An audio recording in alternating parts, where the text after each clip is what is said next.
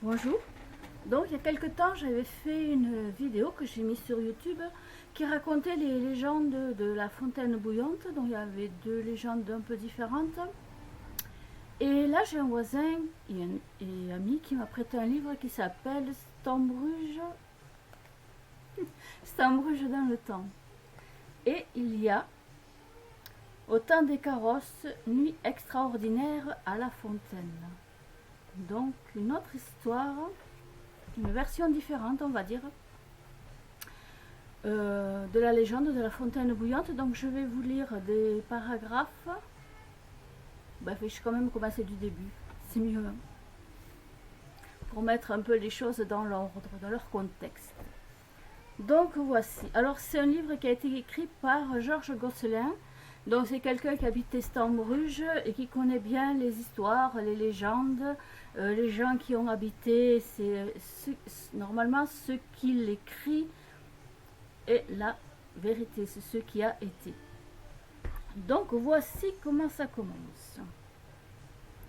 En ce temps-là, nous retrouvons un vendredi saint à 3 heures de l'après-midi nombre de ces enfants sur la motte du calvaire qui culmine au-dessus de l'agglomération. C'est coutumier à Stambruge de venir prier à cette heure-là, le jour anniversaire de la mort du Christ en croix. Beaucoup de femmes sont également venues pour joindre leur voix aux oraisons du curé Gilmar. Les derniers résidus de l'hiver sont chassés par la douceur printanière et sur la butte herbeuse où se dresse le calvaire, le soleil est même très chaud ce jour-là. Le calvaire, c'est la chapelle. On entend au lointain des grondements sourds de tonnerre. Ce vendredi saint est orageux. Benjamin, qui se trouve dans cette pieuse assemblée, songe à ses deux jeunes camarades, Firmin et Timothée, qui en ce moment sont au travail dans les proches carrières du Carnois. Hier soir, à l'Écrienne, les anciens du village ont encore raconté cette histoire du carrosse englouti dans la fontaine bouillante il y a plusieurs siècles et qui revient parfois à la surface le vendredi saint à minuit par temps orageux. Cette nuit-ci, le carrosse va-t-il remonter du fond des eaux des sables mouvants? Benjamin a prévu d'aller vérifier en compagnie de ses deux amis. Tout seul, il n'oserait pas, bien sûr, mais les deux autres sont pleins de franchise. Ils ne croient pas tellement à cette fable, disait-il, et ils vont aller voir par eux-mêmes. Si pourtant c'était vrai, pense Benjamin à son fort intérieur. Après la réunion de prière du calvaire, Benjamin va attendre Firmin et Timothée au retour de leur rue de besogne aux extractions de pierres à bâtir, pierre de grès landénien, ici appelée communément pierre de sable. Tous les trois confirment leur intention d'aller cette nuit-là à la grande fontaine au mi-temps du Beau. C'est du patois, donc je ne sais pas trop ce que ça veut dire. À la grande fontaine, après je ne sais pas. Au mi-temps du Beau, je ne sais pas ce que ça veut dire. Pour l'instant, afin de rentrer chez eux au plus court, ils se séparent à la jonction du chemin des carrières avec la pièce sainte de Saint-Guilain.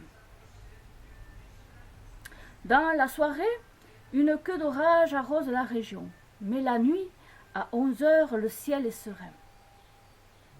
C'est l'heure où les trois inséparables se retrouvent à l'Arpe à Vaux, tilleul séculaire géant dressé au carrefour des Saint-Chemins, du Calvaire, de Neuf-Maisons, de Sirot, d'Autrage, de Saint-Servais.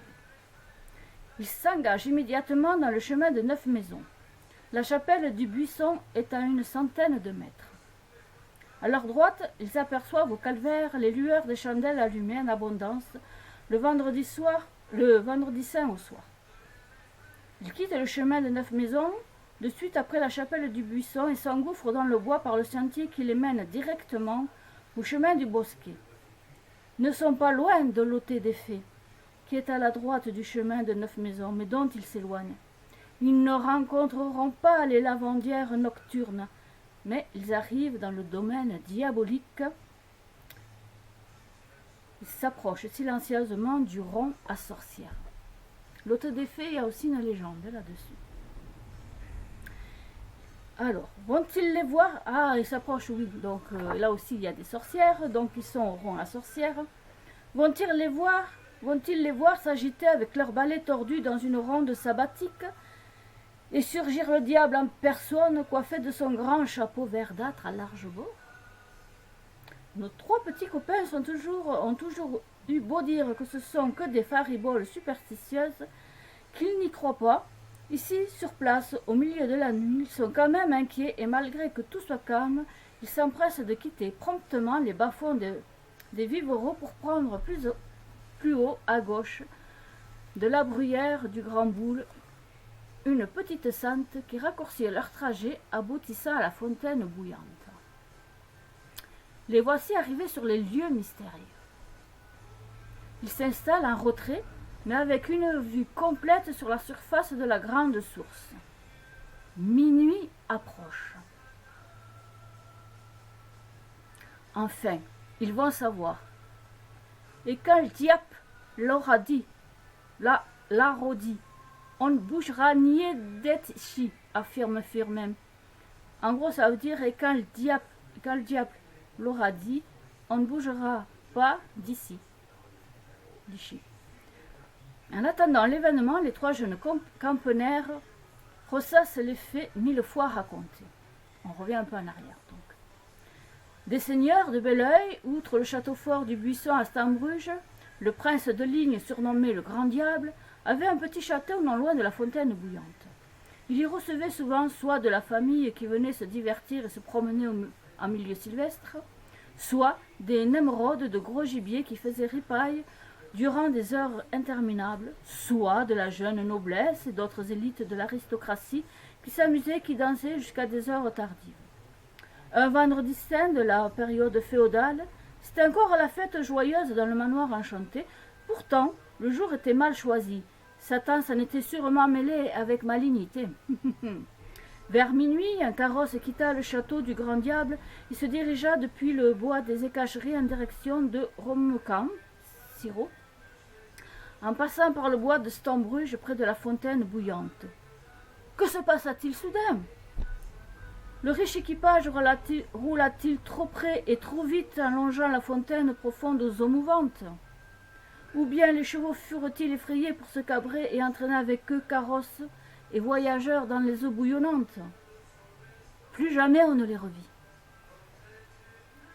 La relation de cet accident fut transmise oralement depuis des siècles, de génération en génération, avec le détail troublant qui affirme que l'équipage disparu réapparaît le vendredi saint.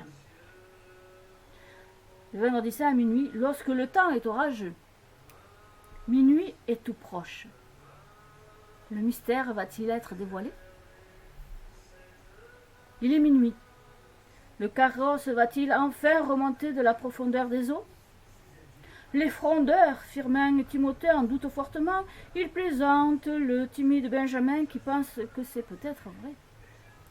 Les deux sceptiques veulent quitter les lieux car les minutes s'écoulent sans que rien ne se passe. Benjamin insiste pour attendre encore un peu, mais les deux autres disent qu'ils s'en vont et que la foutaise a assez duré et que c'est terminé. Ils se mettent même à rigoler tout haut en rayant de plus belle quand soudain leur rire moqueur s'étrangle dans la gorge. Un souffle bruyant, un énorme bouillon crève la surface de l'eau. Aussitôt, des chevaux splendides, luxueusement harnachés tirant un carrosse ornementé, émergent de l'onde. Un cocher guindé claque son fouet dans l'encadrement de la portière, en une vision féerique, une très jeune femme, belle comme une princesse, tend un bras suppliant comme pour implorer du secours. Benjamin n'hésite pas, il saute dans le flot bouillonnant, essaie en vain d'ouvrir la porte et agrippe alors la main tendue, tiède et douce. La jeune fille au riche atour lui sourit, le remerciant de son attention dévouée, mais elle lui dit qu'elle est de l'autre monde et qu'elle doit y retourner. Le carrosse déjà s'enfonce et redescend dans les sables mouvants. Les yeux embués, Benjamin serre toujours ardemment la fine main princière qui se dérobe soudainement à l'instant où tout l'équipage disparaît dans les eaux troublées. Dans la main fermée de Benjamin, il reste une chose que le jeune homme maintient précieusement. Pendant tout ce temps, Firmin et Timothée sont restés hébétés, les yeux écarquillés. Maintenant qu'ils ont vu l'incroyable, ils réalisent que Benjamin risque de se noyer et en faisant la chaîne, ils le hissent sur la rive. Alors seulement Benjamin desserre le poing fermé qui s'en trouve en émettant une lueur rayonnante. Dans la paume brille une bague étincelante comme les étoiles du firmament. Benjamin et ses amis ont repris leur vie routinière, mais ils gardent pour toujours le souvenir extraordinaire d'une nuit de vendredi saint à la fontaine bouillante. Benjamin a conservé toute sa vie la bague de la princesse, et lorsqu'il partit pour l'au-delà à un âge avancé, sa famille ne retrouva jamais la bague merveilleuse. Quelqu'un supposa qu'il l'avait sans doute avalée dans ses derniers instants pour qu'elle reste indéfiniment avec lui. C'est pourquoi il est probable qu'avec le corps de Benjamin, la bague irradiante repose en terre campanaire. Et voilà une autre version de la légende de la fontaine bouillante. Mais est-ce que cette version-là est encore une légende ou est-ce que c'est la vérité ?